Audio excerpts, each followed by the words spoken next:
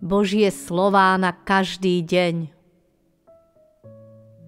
Mám zľutovanie s tými, ktorí ma milujú a zapierajú samých seba.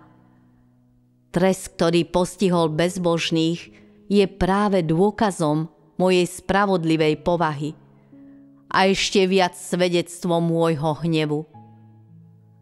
Keď nadíde pohroma, všetci, ktorí sa mi postavia na odpor, budú plakať, keď padnú za obeť hladu a moru.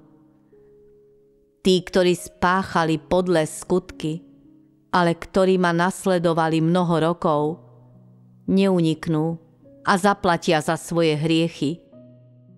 Aj oni budú uvrhnutí do nešťastia, aké tu nevídali po milióny rokov, a budú žiť v neustálom stave paniky a strachu.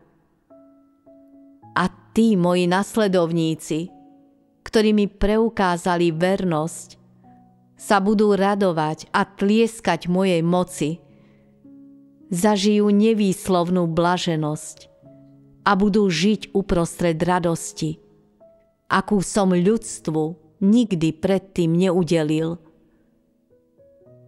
Cením si dobré skutky človeka a nenávidím tie zlé. Keď som začal viesť ľudstvo, horlivo som dúfal, že získam skupinu ľudí, ktorí zmýšľajú rovnako ako ja.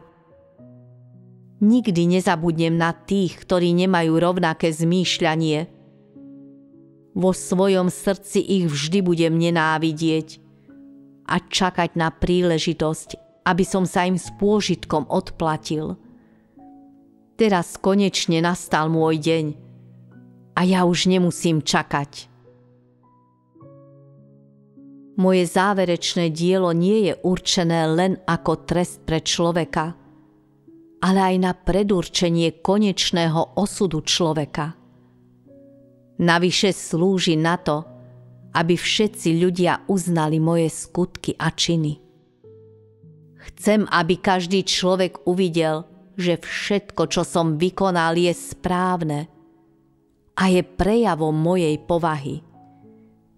Nie človek, a už vôbec nie príroda zrodila ľudstvo, ale ja, ktorý živím každú stvorenú živú bytosť. Ľudstvo bez mojej existencie zahynie a zasiahne ho pohroma. Žiadna ľudská bytosť už nikdy neuzrie nádherné slnko a mesiac, ani zelený svet. Na ľudstvo dosadne len mrazivá noc a ocitne sa v údolí smrti.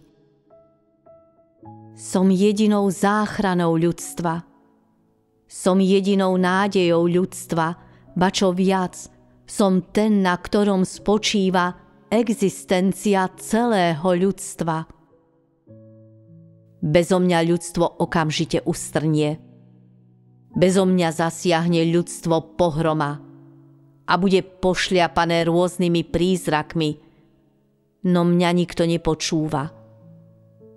Vykonal som dielo, ktoré nikto iný vykonať nedokáže. A dúfam, že sa mi za to človek odvďačí určitými dobrými skutkami.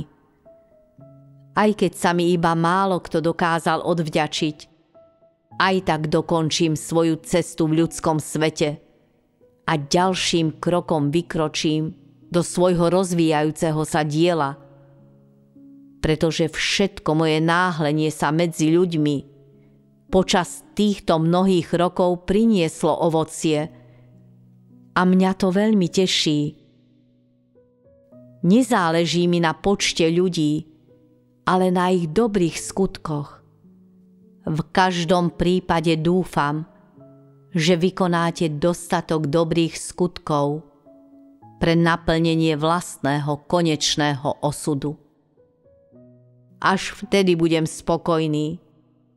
Inak nikto z vás nedokáže uniknúť pohrome, ktorá vás postihne. Pohroma má pôvod vo mne a ja ju samozrejme ovládam.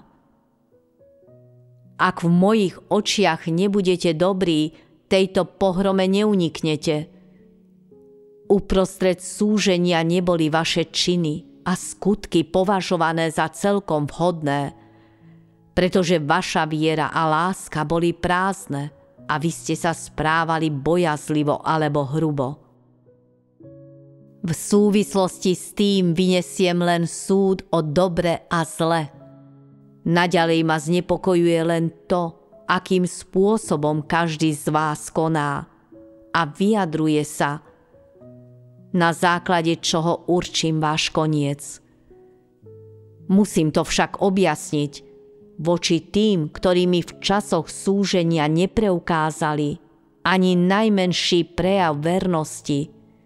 Už nebudem milosrdný, lebo moje milosrdenstvo siaha len do určitej miery. Okrem toho nemám rád nikoho, kto ma raz zradil.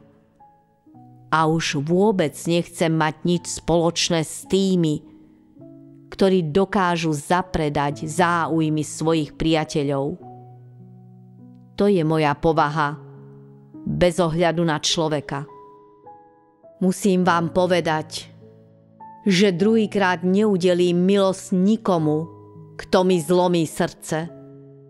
A všetci, ktorí mi zostali verní, budú mať v mojom srdci navždy miesto.